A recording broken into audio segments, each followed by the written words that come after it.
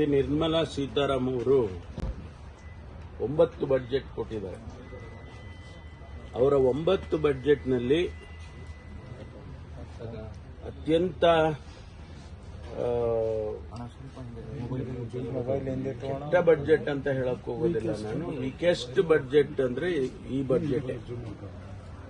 ನಾವು ಅನೇಕ ನಿರೀಕ್ಷೆಗಳನ್ನು ಮಾಡಿದ್ದೇವೆ. ಬರೀ ಕರ್ನಾಟಕದ ಅಷ್ಟೇ ಅಲ್ಲ, ದೇಶದ ಪ್ರಗತಿಗೋಸ್ಕರ ಅನೇಕ ನಿರೀಕ್ಷೆಗಳನ್ನ ಜನಸಮುದಾಯ ಮಾಡಿದ್ದು. ಅದೆಲ್ಲ ಹುಸಿಯಾಗಿದೆ. ಹಿಂದೆ ಎಲ್ಲ ಬಜೆಟ್ಗಳನ್ನ ಕೃಷಿಗೆ ಪ್ರಾತಿನಿಧ್ಯ ಕೊಡ್ತಾ ಇದ್ರು. ಯಾಕೆಂದ್ರೆ ಹೆಚ್ಚು ಜಿಡಿಪಿಗೆ ಕಾಂಟ್ರಿಬ್ಯೂಟ್ ಆಗೋದೇ ಕೃಷಿಯಿಂದ. ಅದಕ್ಕೆ ಹೆಚ್ಚು ಒತ್ತು ಕೊಡೋರು, ಕೈಗಾರಿಕೆಗೆ ಒತ್ತು ಕೊಡೋರು. ಆಮೇಲೆ ಸೋಷಿಯಲ್ ಸೆಕ್ಟರ್ ಅಲ್ಲಿ ಈಗ ನಾವು ಬಡತನ ನಿರ್ಮೂಲನೆ ಆಗಬೇಕು ಅಂತ ಹೇಳ್ಕೊಳ್ತೀವಿ, ಘೋಷಣೆಗಳು ಮಾಡ್ತಾ ಇರ್ತೀವಿ. ಪ್ರತಿ ವರ್ಷ ಬಜೆಟ್ನಲ್ಲಿ ಅದಕ್ಕೆ ಸಂಬಂಧಿತವಾಗಿ ಬೇಕಾದಂತ ಕಾರ್ಯಕ್ರಮಗಳು ಕೊಡ್ತೀವಿ. ಈಗ ಉದಾಹರಣೆಗೆ ಎಂಪ್ಲಾಯ್ಮೆಂಟ್ ಗ್ಯಾರಂಟಿ ಕೊಟ್ಟಿದ್ದೇನಕ್ಕೆ?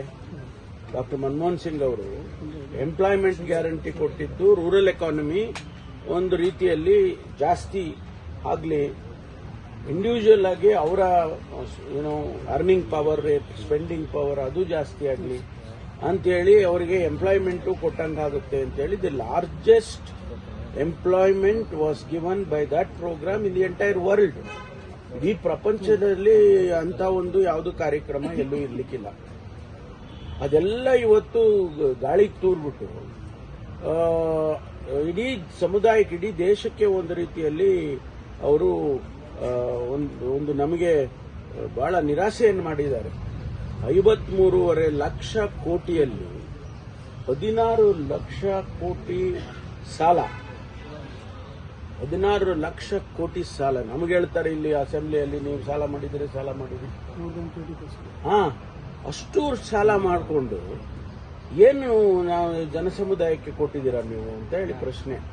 ಕರ್ನಾಟಕಕ್ಕಂತೂ ಏನೂ ಇಲ್ಲ, ಝೀರೋ. ಅದ್ಯಾವ 2 ರೈಲ್ ಬಿಡ್ತಾರೆ.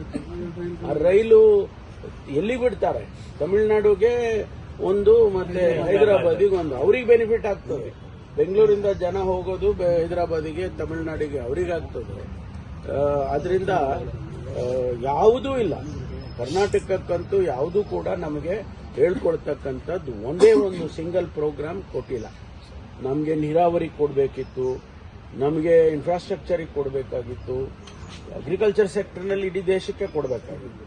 ಯಾವುದು ಕೊಡದೇನೆ ಸುಮ್ಮನೆ ಇದು ಒಂದು ಬಜೆಟ್ ಅಂತ ಕರಿಬೇಕಾ? ಇದನ್ನ ಸೆಲೆಬ್ರೇಷನ್ ಮಾಡ್ತಿದ್ಯಲ್ಲ, ಯಾವ್ದನ ಕಡಿಮೆ ಮಾಡಿರೋದ್ ಲಿಸ್ಟ್ ನೋಡಿದ್ರ?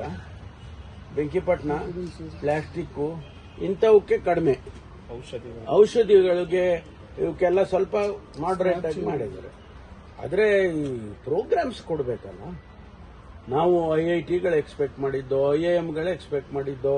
ಎಜುಕೇಶನ್ ಸೆಕ್ಟರ್ನಲ್ಲಿ ಇಷ್ಟು ವೇಗವಾಗಿ ಶಿಕ್ಷಣ ಬದಲಾವಣೆ ಆಗ್ತಾ ಇದೆ ಪ್ರಪಂಚದಲ್ಲಿ. ನಮ್ಮನ್ನು ಹಿಂದೆ ಕಿಟ್ಬಿಟ್ರೆ ನಾಟ್ ಓನ್ಲಿ ಎಜುಕೇಶನ್ ಸರ್, ಹೆಲ್ತ್ನೂ ಸೇರಿ ನಿಮಗೆ ಏನ್ ಎಕ್ಸ್ಪೆಕ್ಟ್ ಮಾಡಿದ್ರಿ? ಏನಿಲ್ಲ, ನಾ ಹೇಳಿದ್ಮೇಲೆ IIMs ಎಕ್ಸ್ಪೆಕ್ಟ್ ಮಾಡಿದ್ದು ಕೊಡ್ಲಿಲ್ಲ ನಮಗೆ. ಅದರಿಂದ ಬಹಳ ನೀರಸವಾದಂಥದ್ದು, ಬಹಳ ನಿರಾಶೆಯನ್ನ ಹೆಚ್ಚು ತಂದಿರತಕ್ಕಂಥ ಒಂದು ಬಜೆಟ್ ಇದು ಅಂತ ಅಷ್ಟೇ ಹೇಳಿ.